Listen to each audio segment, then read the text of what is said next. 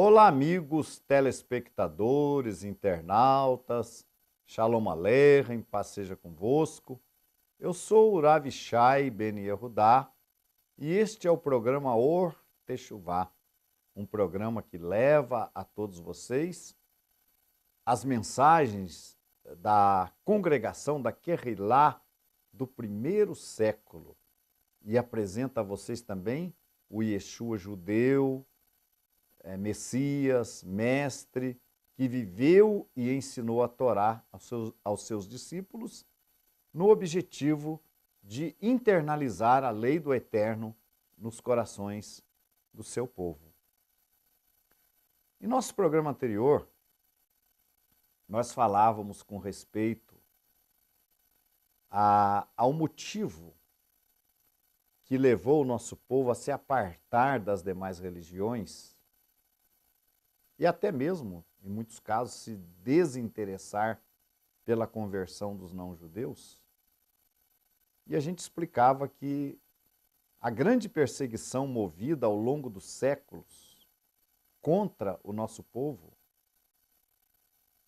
sob a alegação de que o nosso povo matou Deus, matou Jesus, essa atitude, a atitude antissemita, fez com que criasse essa muralha, essa barreira, essa forma de inacessível do nosso povo. No entanto, nós vamos em estudos adiante apresentar aqui nesse programa provas de que o povo judeu não é o grande responsável pela morte de Yeshua. O povo judeu teve, sim, o povo não, os líderes, alguns líderes da comunidade judaica da época de Yeshua, tiveram a responsabilidade sobre a morte dele, porque não tendo encontrado nele motivos, ele não dava motivos, ele não era contra a Torá, e não tendo, portanto, encontrado motivos para interromper o ministério de Yeshua, o entregar ao governo romano, alegando que Yeshua poderia causar uma rebelião contra Roma. Na verdade, a preocupação era que estes líderes do nosso povo viessem a perder o seu emprego, o seu salário, a sua posição que havia sido dada por Roma. Então essa pequena parte do povo judeu, essa pequena parcela da liderança do povo judeu, entregou Yeshua na mão dos gentios, na mão de Roma. E foram os gentios que procederam à morte de Yeshua e todas as atrocidades que se fez contra Yeshua, foi feito então pelos gentios, que assumiram a responsabilidade de matá-lo. Então, quando a gente entende isso, a gente entende também, se é que nós entendemos que Yeshua morreu pelos pecadores, então todos os pecadores são responsáveis pela morte de Yeshua. Não só daquela época, mas de hoje e de sempre, todos os que pecam, que vivem debaixo do pecado, são responsáveis pela morte do justo Yeshua. E não apenas aquela parcela do nosso povo, do povo de Israel. Então, explicávamos isso. Agora nós vamos ver no livro de Deuteronômio, Devarim, capítulo 13. Eu quero ler com vocês alguns versículos que diz o seguinte: quando o profeta ou sonhador de sonhos se levantar no meio de ti e te der um sinal ou prodígio, e suceder o tal sinal ou prodígio que te houver falado, dizendo, vamos após outros deuses que não conheceste e servamo-los. Veja bem aqui.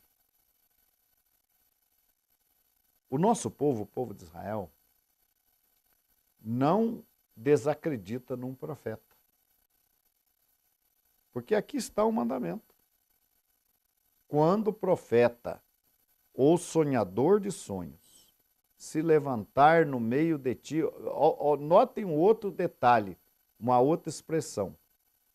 Se levantar no meio de ti, não fora. Quando um profeta se levantar em outro país, em outra nação, não.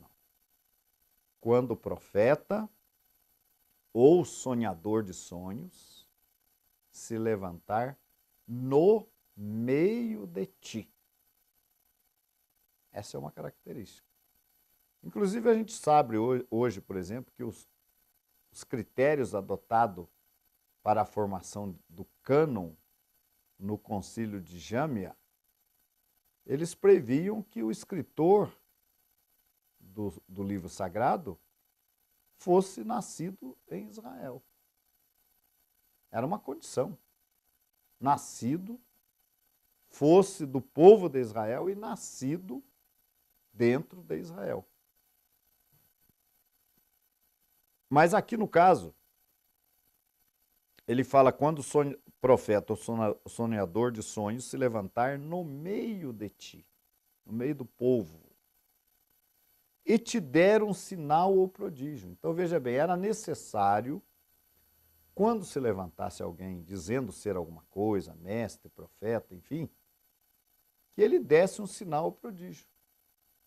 Eu falava com vocês anteriormente, que no programa anterior, que foram interrogar a Yeshua e perguntaram para ele, quando ele estava ensinando no templo, com que autoridade fazes estas coisas e quem te deu tal autoridade? Yeshua estava ensinando.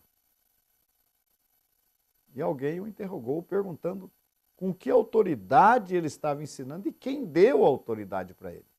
Era necessário que qualquer pessoa, para ensinar no meio do povo, tivesse autoridade, tivesse uma qualificação. Não era permitido qualquer pessoa ensinar. E até hoje é normal você ver aí aquela frase, pergunte ao rabino. O que isso aí prova? Que não é uma pessoa, um membro da comunidade que vai estar respondendo dúvidas do outro. E nós temos na própria Torá um texto que diz o seguinte: quando alguma coisa te for difícil, quando surgiu uma coisa difícil,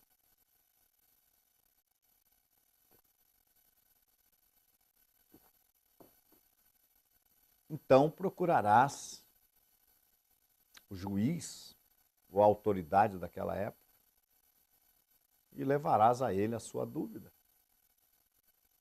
Então, quando alguma coisa era difícil, nosso povo procurava o juiz ou os juízes ou o sinédrio e este se encarregava de explicar. E é interessante isso, porque isso é maravilhoso, porque nunca o nosso povo ficava com qualquer dúvida. Nunca tinham um questionamento que não fosse respondido, uma dúvida, uma dificuldade, um problema entre um e outro.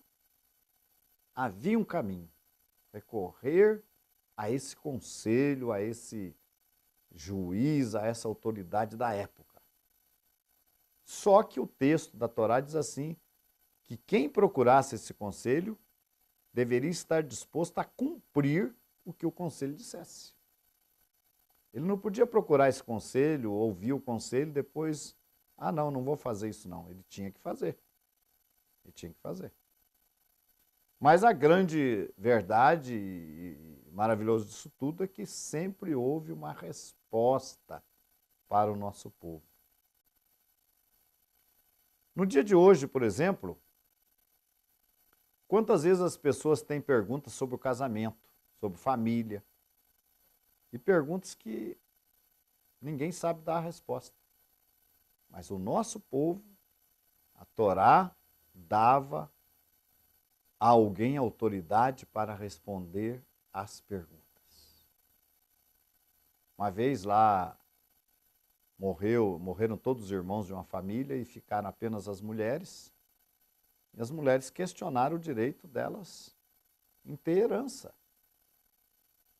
E ninguém sabia responder, e foram a Moisés, e Moisés foi consultar a Deus. E por fim foi dado àquelas mulheres o direito na herança. Então Deus nunca deixa uma pessoa sem resposta.